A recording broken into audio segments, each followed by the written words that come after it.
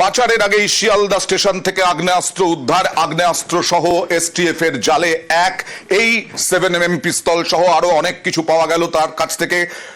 শিয়ালদা থেকে এই উদ্ধার অস্ত্র সহ পাকড়াও মালদার বাসিন্দা। জামা কাপড়ের আড়ালে আগ্নেয়াস্ত্র, ধৃত হাসানের ব্যাগে 6টা আগ্নেয়াস্ত্র, 8 রাউন্ড কার্তুজ। বিহারের খাগারিয়াতে তৈরি এই আগ্নেয়াস্ত্র বলা হচ্ছে এসটিএফ এর তরফে। কোথা থেকে আসছিল, কোথায় যাওয়ার কথা ছিল? মানসি জংশন স্টেশন বিহার, সেখান থেকে হাটে বাজারে এক্সপ্রেসে এই হাসান অস্ত্র নিয়ে আসছিল এবং তারপরে হাটে বাজার এক্সপ্রেস শিয়ালদায় পৌঁছতেই একেবারে পাকড়াও। কোথায় যাওয়ার কথা ছিল, কি ছক ছিল, এর সঙ্গে আরো কেউ জড়িত কিনা, সবটা জানবো প্রতিনিধি অমিতের কাছ থেকে। অমিত,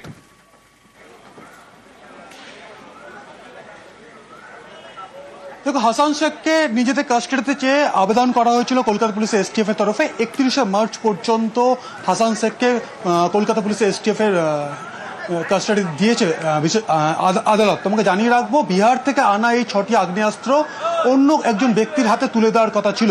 সেই মোতাবেক মানসি জংশন থেকে গতকাল ট্রেন ধরেছিল এবং আজকে সকালে হাটের বাজার এক্সপ্রেস করে শিয়ালদা স্টেশন পৌঁছতেই তাকে পাকড়াও করা হয়েছে এসটিএফ এর তরফে। এবং এসটিএফ সূত্র থেকে যেটা দাবি করা হচ্ছে, এই হাসান শেখ যে মিডিলম্যান হিসেবে কাজ করতেন বিভিন্ন অস্ত্র কারবারির, সেক্ষেত্রে এই মিডিলম্যানের মারফত এই অস্ত্রগুলো পাঠানো হয়েছিল কলকাতায় এবং কলকাতার শিয়ালদা সংলগ্ন কোনো একটি এলাকাতে এই অস্ত্র তুলে দেওয়ার কথা ছিল। এবং যে ব্যক্তি সেটি নিতেন সেই ব্যক্তিকে, অর্থাৎ তার হাতে এই অস্ত্র তুলে দেওয়া হতো এবং সেই অস্ত্র নিয়ে ওই ব্যক্তি কি করতেন এটি এই মুহূর্তে তদন্তের আওতায় রয়েছে। কারণ কলকাতা পুলিশের এসটিএফ সূত্রে দাবি করা হচ্ছে তাদেরকে টিপ অফ ছিল বা তারা সূত্র মারফত জানতে পেরেছিলেন যে বিহার থেকে আগ্নেয়াস্ত্র নিয়ে হাসান শেখ আসছে কলকাতা এবং শিয়ালদায় এসে সেই অস্ত্র ডেলিভারি করা হবে বা সেই কনসাইনমেন্ট তুলে দেওয়া হবে অপর একজন ব্যক্তির হাতে, সেটা শিয়ালদা সংলগ্ন কোনো একটি এলাকাতে।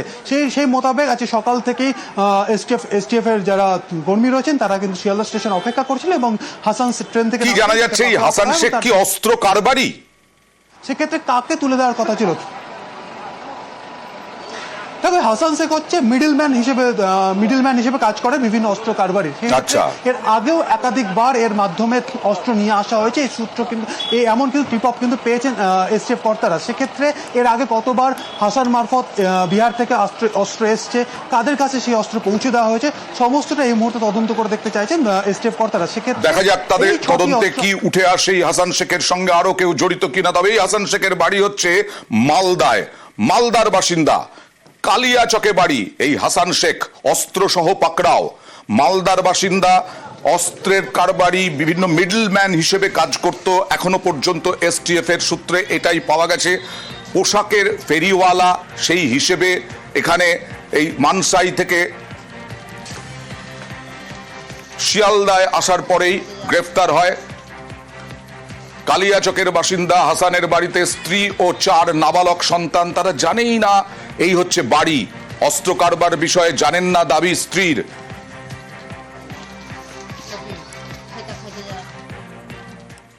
না, আমি জানি না, আমাকে বলে জানি ওই গেছে তো ওই মধুবানি যাওয়ার নাম করে হয়ে গেছে। আমি জানি না, ওই ফেরির কাজ করে, কাপড় বিক্রি করে, নাইটি বিক্রি করে। মধুবানি বিহারের দিকে ওখানেই থাকে 2 মাস 3 মাস 1.5 মাস। এগুলো কাজ করে না, এগুলো কাজে ফাঁসি আছে, যে কি করেছে সেটা আমি বলতে পারছি না। স্ত্রী তো বললেন ফাঁসানোর অভিযোগ করছেন। সরাসরি চলে যাব, মালদা থেকে রয়েছেন সেবকের সঙ্গে কথা বলবো। সেবক, পাড়া প্রতিবেশীরা কি বলছেন? কতদিন অন্তর অন্তর তাকে দেখা যেত?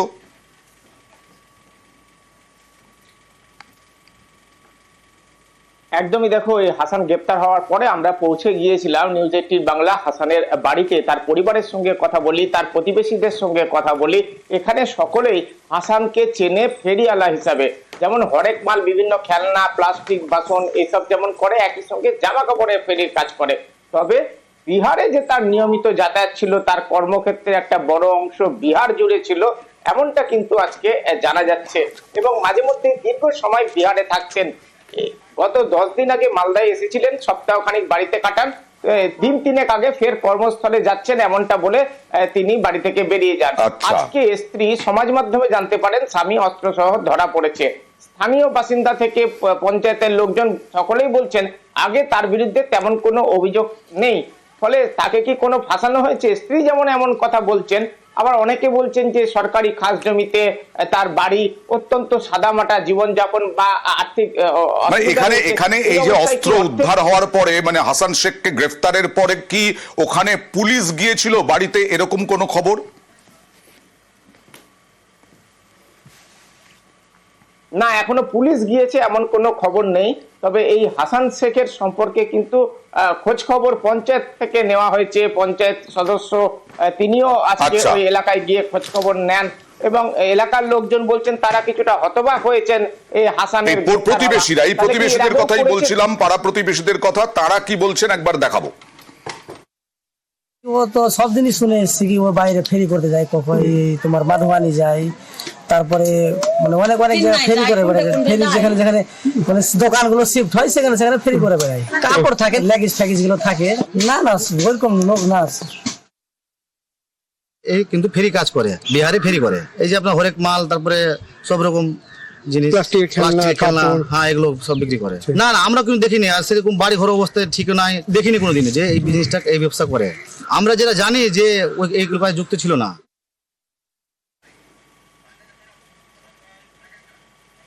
নাবালিকার মৃত্যুতে কেস ডায়েরি তলব, কথা বলবো প্রতিনিধি অর্ণবের সঙ্গে। কৃষ্ণনগরে গত বছরের অক্টোবরে 90% পোড়া অবস্থায় নাবালিকার দেহ উদ্ধার হয়, আর তাতেই রাজ্যের কাছে কেস ডায়েরি তলব। কথা বলবো প্রতিনিধি অর্ণবের সঙ্গে। অর্ণব, তুমি যেমনটা বললে, গত বছর অক্টোবর মাসে বাড়ি থেকে বেরিয়ে যাওয়ার পর এই নাবালিকার খোঁজ পাওয়া যায়নি, কিন্তু পরদিন পরিবার তার পোড়া দেহ পায় এবং এই ঘটনায় একাধিক অভিযোগ আসে। পুলিশ তদন্ত করছিল এবং সেই পুলিশের তদন্তে যে চার্জশিট দেওয়া হয়েছে সেখানে আত্মহত্যার তথ্য সামনে আনা হয়েছে। এই জায়গায় পরিবারের তরফে কলকাতা হাইকোর্টে মামলা করা হয় এবং পুলিশের তদন্তের অনাস্থা দেখানো হয়। বিচারপতি তীর্থঙ্কর ঘোষ মামলার শুনানি চলাকালীন বলেন, যে নথি আসছে আদালতের সামনে তাতে তো এটা মনে হচ্ছে কোনো যৌন হয়রানি বা হেনস্থার কোনো চিহ্ন দেখা যায়নি বা মেলেনি। এই অবস্থায় ভিত্তিতে তাহলে তারা সিবিআই তদন্ত বা নিরপেক্ষ চিফ তদন্ত চাইছে। তখনই এই নাবালিকা মারা যাওয়া যে পরিবারের তরফে যে আবেদন করেছিলেন, আইনজীবী বলেন 90% একটা নাবালিকা পুড়ে গিয়েছিল। এই অবস্থায় তার শরীরের অংশ থেকে যে তথ্য নমুনা নিয়ে তার যৌন হেনস্থা খোঁজার দরকার ছিল সেই কাজটাই করা হয়নি। এরপরে কেস ডায়েরি তলব করলেন বিচারপতি এবং 24শে মার্চ কেস ডায়েরি চেয়ে পাঠানো হয়েছে। কেস ডায়েরি খতিয়ে দেখার পরই পরবর্তী সময়ে আদালত জানাবে এক্ষেত্রে কোনো পদক্ষেপ করা হবে কিনা, অর্থাৎ তদন্তের ভার অন্য কোথাও যাবে কিনা, বা নাকি পুলিশের উপরই ছাড়া হবে। বেশ,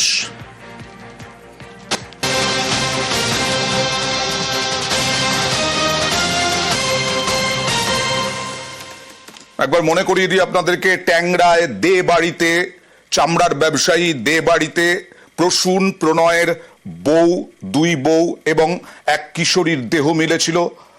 নাড়া দিয়েছিল গোটা রাজ্যের মানুষের মন, কারণ খুন করেছিল প্রসূন দে, স্বীকার করেছে ওই দুই বউকে এবং কিশোরীকে।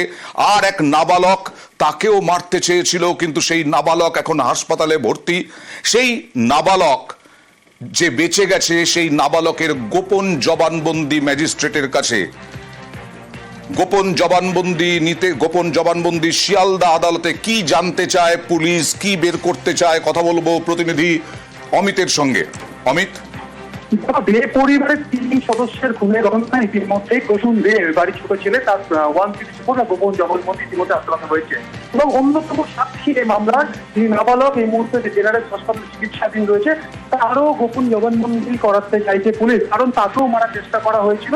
সেক্ষেত্রে ট্যাংরা কাণ্ডে তদন্তে নেমে নাবালক এই মুহূর্তে এনআরএস হাসপাতালে চিকিৎসাধীন রয়েছে, তারও গোপন জবানবন্দি করাতে চাইছে পুলিশ। এমন শিয়ালদা আদালতের কাছে ট্যাংরা থানার তরফে আবেদনও করা হয়েছে যে তারা এই নাবালকের 164 বা গোপন জবানবন্দি করাতে চায়।